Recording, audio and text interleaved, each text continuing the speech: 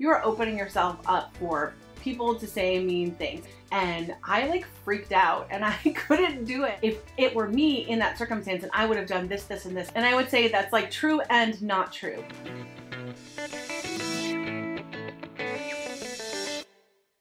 Hey everyone, I was tagged by my friend Rachel at Day to Day Joys to do the assumptions tag, which is like the cool thing to do right now on YouTube. And so I am going to go ahead and I have all of your assumptions here in front of me and I'm going to go through them one by one. And I have to say, I honestly assumed people would have, or like at least one person would have something mean to say. But no, everyone was so nice and it was really awesome. So I'm going to go through all of those with you right now and kind of respond to them and answer any questions because some people ask some questions as well. So let's go ahead and get started. So the first one was from Heidi at Boy Boss Mama, and she said that you are very well loved by both parents. Yes, Heidi, I am very well loved by both of my parents. I feel like I was incredibly blessed. I had a really good life, like a really good childhood. I never doubted that my parents loved me. I never doubted that they loved each other because they were always loving and affectionate towards one another. And, you know, even if they fought or argued or whatever, like they would make up so quickly and they were just always so loving towards one another. And they always treated my sister and I the same way. And, yeah, like and I have a really good relationship with them now, especially after I became a mom with my own mother. Like I just always wanted to talk to her about things and I always had questions for her. And, she's just always been super supportive and so has my father. And, yeah, so Heidi, you're definitely right. Okay, so Candace Marie said that you get your feelings hurt easily. And I would say that's like true and not true because it depends. It depends on who said it or why they said it.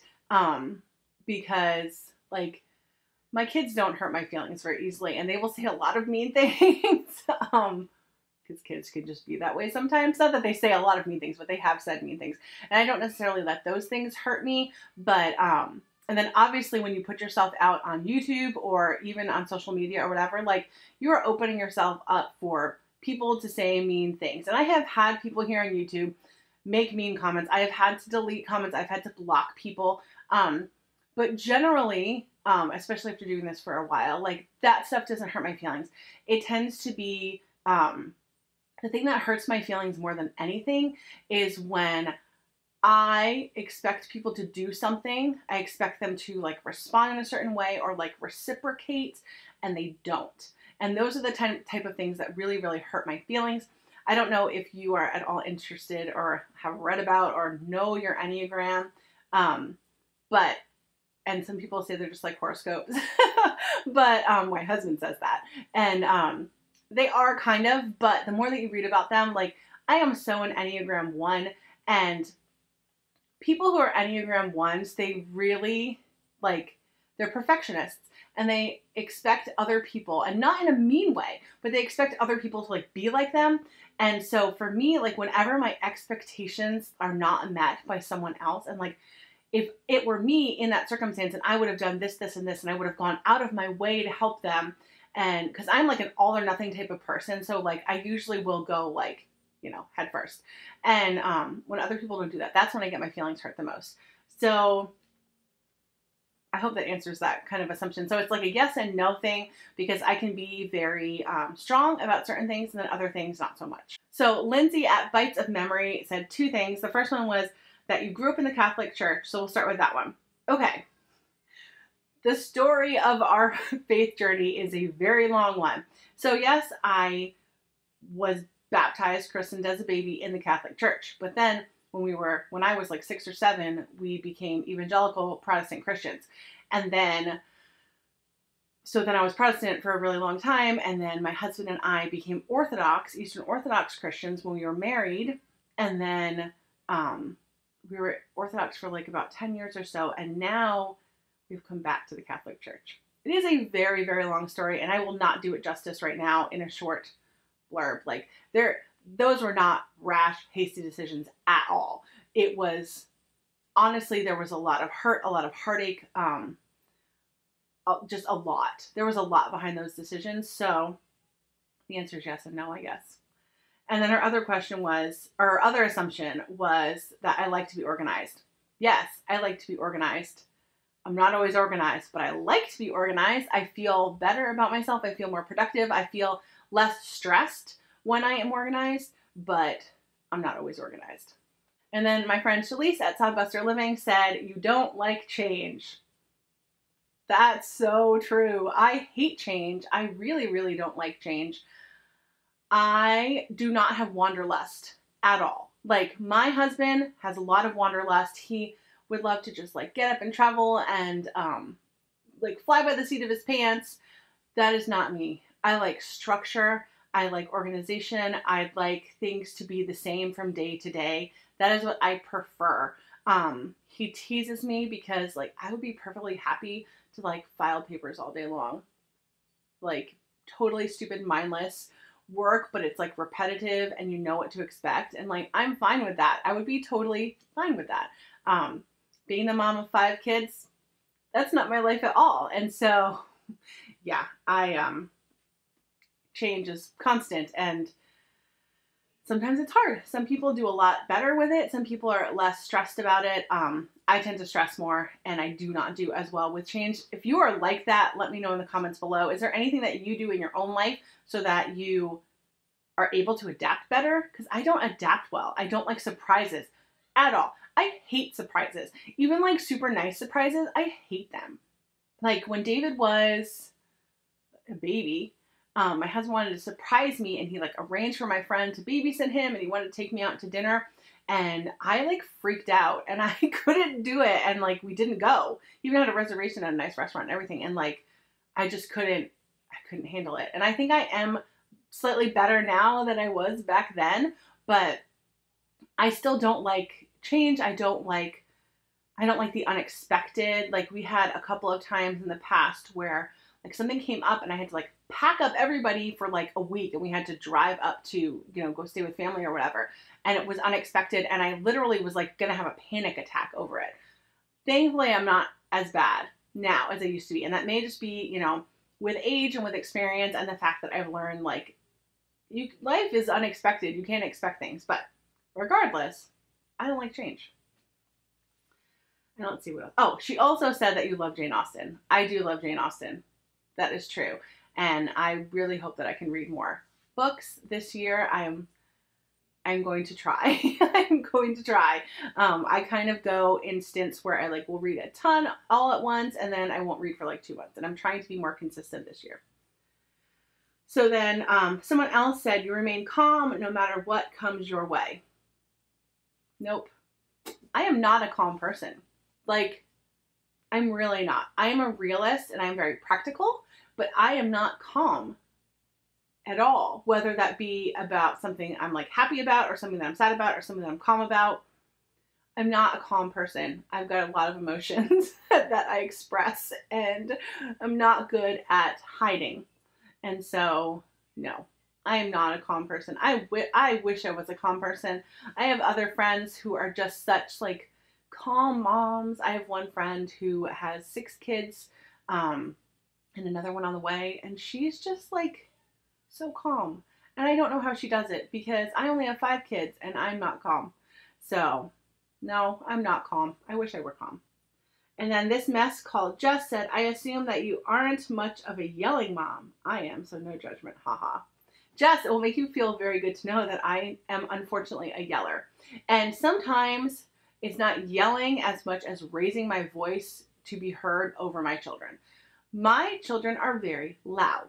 Some people have quiet children. Some people have medium level of volume children. I have loud children. They're loud talkers. They're just loud. Like, seriously, I went yesterday to Costco with David, my oldest, and Eric, my youngest. And David is 13, so he and I can have, you know, regular, like, adult conversations and really enjoy talking to one another. And Eric was just so loud and he would talk over us and talk and talk and talk. And he just always wants to talk all the time, lots and lots of noise. And sometimes I just have to raise my volume just to be heard over him. And they, like, will be perfectly happy. Like, they're not fighting, they're not arguing, but they're just so stinking loud. So loud. And I'm an introvert, and I just cannot handle it. Like, it just wears me out after a while. And so, like, by the end of the day, I definitely yell more than I do earlier in the day. Just because I am like noised out. Like I just can't handle any more noise. And then, like I said, sometimes I'm just yelling because I'm just raising my voice to be heard over them because they're so loud. But I do yell because I do have a temper and I'm not good with patience. Like I'm not a naturally patient person. And so it takes a lot for me. So sometimes I just have to like, okay, I'm going to be quiet for a second and then calm myself down and then talk to them. So no, I'm not great at this. Some seasons I'm better than others, but it's hard. It's hard sometimes. Lauren, the transformed mama, said, I assumed that you were a pro at homeschooling and you had it all figured out. I do not feel like I am a pro. I do, however, feel like I know what I'm doing for us. You know what I mean? Like, and I think we all feel that way. Like you can only ever really be a pro for your family and your family's needs and like your own personal teaching style. Because I am not a super laid back, relaxed person in general, but also a homeschooler. And so, what I see some people do so naturally and so easily just because they're so laid back, like I just can't be like that. That's just not who I am. And so, yeah, I feel like I'm just a pro at homeschooling my kids, my family. But even that, like I'm not. I fail all the time. Like even this year, so like 2019, we started out really, really well, doing really, really well. And then we went to a funeral in Kansas and then we got back and had a stomach virus. And now my kids are on spring break and they're on spring break next week too, but we're going to do homeschool that week. But it just already feels like we're off. And that was just because of circumstances out of our control. And in those situations, like I don't feel like I'm a pro. I feel like I'm a failure. I feel like I'm not doing well. But I always look at it from a more positive point of view. I don't try to be negative about it. You know, I'll just say like, this is life. This is just the way it is. And I'm thankful that we can homeschool because I am able to, you know, switch our schedule around or take a week off because we're all barfing. Like, frankly, you know, like we can't really homeschool when I'm sick and the other kids are all sick. Like we just take that time off and we just make it up later because we homeschool year round and it doesn't really make a big difference if we miss a few days. So I don't know about that assumption. I think we are all pros in our own ways. And I do think because I've been homeschooling for like 7 years now, I do have a lot to offer. And I do see how, for a large family, how to make things work better and all of that. So I would say a little bit yes to that, but also a little bit no. I don't know. Rachel, who tagged me in this, Rachel at Day to Day Joys, she said that I am an early bird. And I am not. I am not an early bird and I am not a night owl. I'm like an in-between bird owl. Like I don't know. Like I like to wake up. If I were left to my own devices, I would want to wake up at 7. That is the time that I would naturally wake up. But I usually have to set my alarm and wake up before that. And then at night, like sometimes I will stay up till 1. And then other times, like last night, I fell asleep at like 9:30. And part of that I think is because we're still kind of getting over the sickness and I've been taking care of the whole family and I'm just kind of tired. But, you know, sometimes I will go to sleep really early. So, it just depends. But I will say that when like my creative juices are flowing, I am a night owl. I am not a morning person. I'm only a morning person because I have to be. But I wouldn't be a sleeping in person either because that's just not who I am. So, yeah, I don't know. All right. Pastor Polly said, you don't watch TV. I watch TV. My husband and I have a few shows that we watch together. Like we like to watch Speechless and Brooklyn Nine-Nine. Which we just watch, you know, they come on once a week and we watch those when they're on. We watch Big Bang Theory, which we're just basically like watching it till the end. It's not really that good anymore, but it's almost over. So, you know, like you've committed this many years, you might as well just finish out the entire series. And then some other shows, we like British comedies, which sometimes are kind of silly and inappropriate. And we're watching something right now called Upstart Crow, which, like I said, is silly and slightly inappropriate some of the time. So if you're sensitive to that, I would not suggest this show at all, but it is a comedy, and the main character is Shakespeare, and they use like Shakespearean language, but like they really just make up a lot of words. Like it's inappropriate. Like it's inappropriate. Don't watch it around your kids.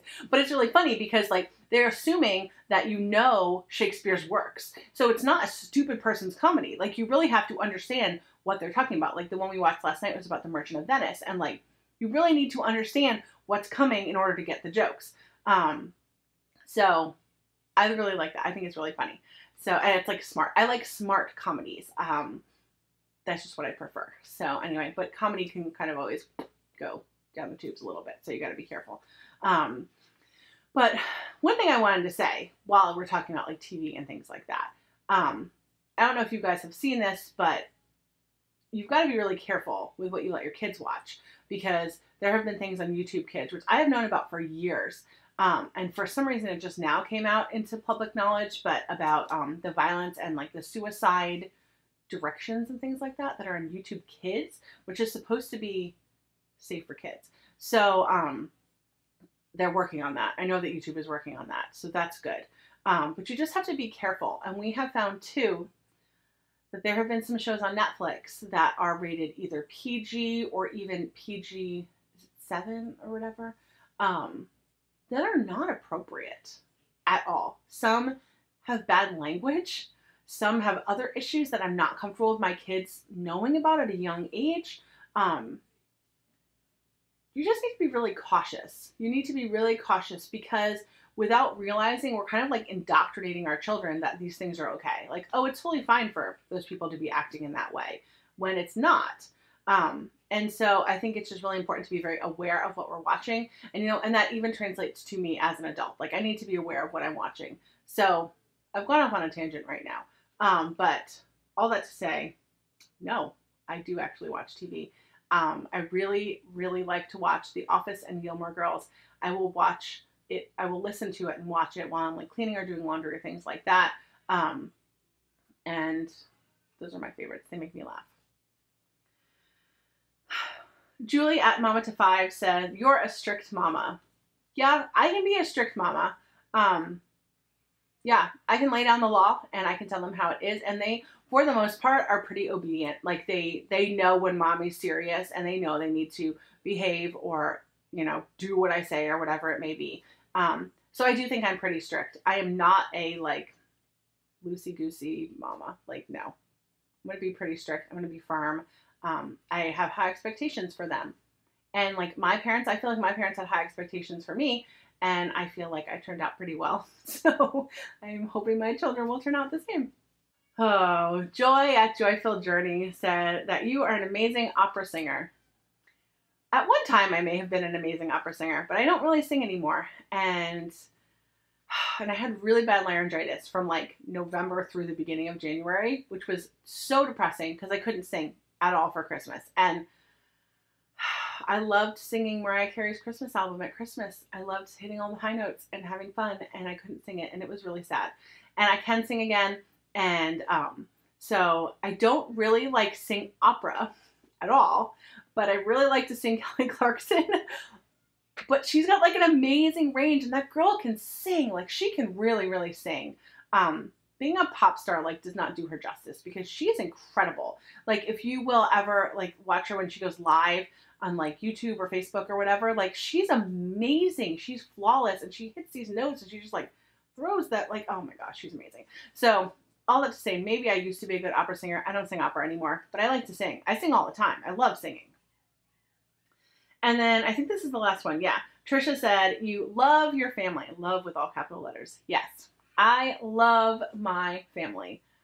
I love them. I would never be a homeschooling mom, stay-at-home mom if I didn't love them because I would be miserable because it's really stinking hard. It's really, really hard and it's a lot of work and it's exhausting. But it's so worth it. Like it's so, so worth it. I just love them so much. So yeah, no, I love my family. I love spending time with them. I love being around them. That's not to say that I don't need alone time and that I don't want alone time. Time to myself because I do. Like I need it. That's how I recharge. I'm an introvert. I'm probably like that extroverted introvert type of thing. But I need alone time to recharge. So like this room here, this is my office room. This is where I will come to just kind of sit and have quiet. I don't know if you can hear them, but they're like super noisy right now. They're just noisy. And, you know, but I do love being around them. So yes, that's definitely true.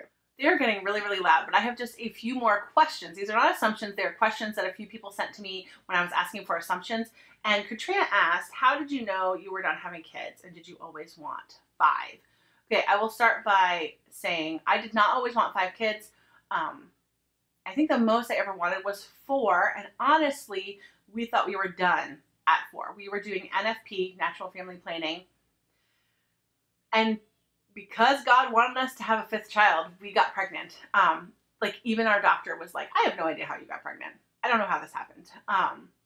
But we got pregnant because I was like charting, sorry if this is TMI, but I was charting everything. I had an app, like I still have an app now. Like we do not know how I got pregnant with Eric, like seriously. So anyway, yeah. So we were not planning on having 5 kids. I have really, really, really, really bad pregnancies. Really bad pregnancies. Like I throw up the entire time. I have hyperemesis gravidarum, so I would get like super dehydrated. I ended up in the hospital one time. Like I needed to get IV fluids. I was on like Zofran and whatever the other one is that they give you for nausea. They did nothing for me. I tried to do this diet where you eat like a ton of beans. That didn't work. I tried lots of different things to try to figure it out. And it was so annoying because I had 2 foods. No, actually 3. 3 foods that stayed down the best. One of them was apples, which, okay, that's good. The other one was frosted shredded wheat. That was not very good. And the other one was ramen noodles. For whatever reason, ramen noodles were like the one food that I could eat and not throw up. And I don't think they have like any nutritional goodness in them at all. So anyway, my pregnancies were really, really, really hard. I had multiple miscarriages, and then I also had severe postpartum depression, kind of going towards psychosis. Like with my last son, like it was really, really bad. So we are not trying at all to have any more kids, just because for my own health, for my own mental health, and then also because we've had so many miscarriages. And so, you know, it would have to be, you know, through God's doing for us to have another baby. And if we did, you know, we would be happy. It wouldn't be like the end of the world. When I got pregnant with Eric, honestly, like I had a very, very hard time because I was not planning on it. I had postpartum depression after John. I had a miscarriage. And John, because he has some special needs, he was just a very difficult baby. And it was very hard. Were it to happen now, I think it would be a totally different thing because Eric is 5 and whatever. But we are not at all planning on having any more kids. We had talked about years ago about doing foster care, but in North Carolina, we can't do that. It could be something that because we have 5 kids. That's why they don't let you do it if you have 5 kids. It could be something that we do down the road though, where like when David's out of the house, maybe do respite care, which is what I really wanted to do, which is when you take in kids like on the weekends when they can't get them a placement. I would love to do that. That way these kids have somewhere to go. I really have a strong heart for that, and possibly do more. But that's just not something we can do right now, so it's not something that we can consider. We have talked about adoption, but it's not something that we've ever seriously considered. I think adoption is amazing though. And had we 5 incredibly easy children without some special needs, I think it would be a no-brainer for us. But we do have some trickier things to deal with. So that's just the way it is for us. So that was a very long answer to that question, but there's your full answer, Katrina. And then I have someone who asked about our homeschool room. And I've shared this in lots of videos. So our homeschool room is in the main area of our home. It is not a separate room. There are no doors. So the room just has 3 walls of windows. It's just windows. There's no walls. And then like the kitchen is to one side, the living room's to the other side. There's a door and it goes out to our deck. So it is like the main area. Like if we are entertaining, you know, especially if we have kids over, like kids are going in and out of that back door at the deck, you know, we're going to get food in the kitchen. We'll go sit in, like, it is a main part of the house. And so people will say stuff about like having a separate room. Like technically we have a separate space, but we still use it for everything else. Like the kids will eat breakfast there. The kids will play in there. If we have company over, especially because a lot of our friends have multiple children, like we don't all fit at our dining room table. So some people will sit at the dining room table, and then usually the adults will eat in the homeschool room.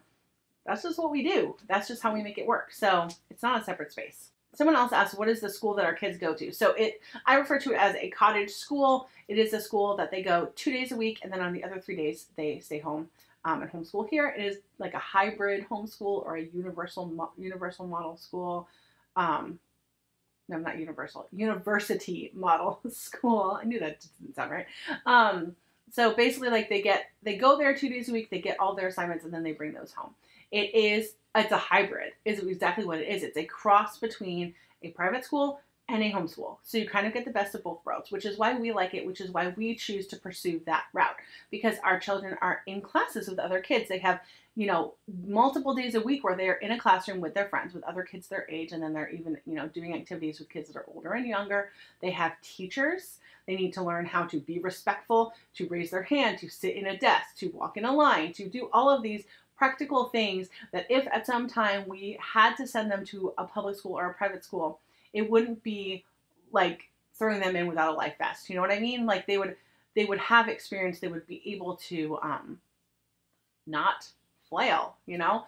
And even I think as far as like going on to college, because we're hoping to do dual enrollment starting in 10th grade, that's young to be able to be sitting in a high school classroom. And I want them to be able to have that experience so that way they, you know, don't fail. So that's why we do it. You know, it's costly. It's not like the cheap route, like a homeschool or something like that, like a homeschool co-op or a homeschool if you're just doing a homeschool and not anything else. You know, it's definitely more costly, but for us, like the benefits outweigh that. And so that's why we choose to, you know, put our money towards that, because we feel like it's important for our kids. Oh, and the last question was, how did you choose that route? Which I just explained that. So, yeah, that's why we chose that route. That's why it works for us. That doesn't mean that's what we're always going to do. It doesn't. I don't know what we're always going to do. We at this point, we are planning on homeschooling like all the way through. But that doesn't mean we're planning on doing this all the way through or anything else. We're just going to kind of wait and see.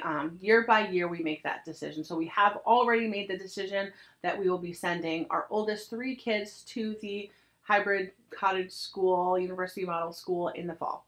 That is the plan. And then we'll kind of decide what we want to do from there and when we want to add in more kids and all of that. So that's the plan right now.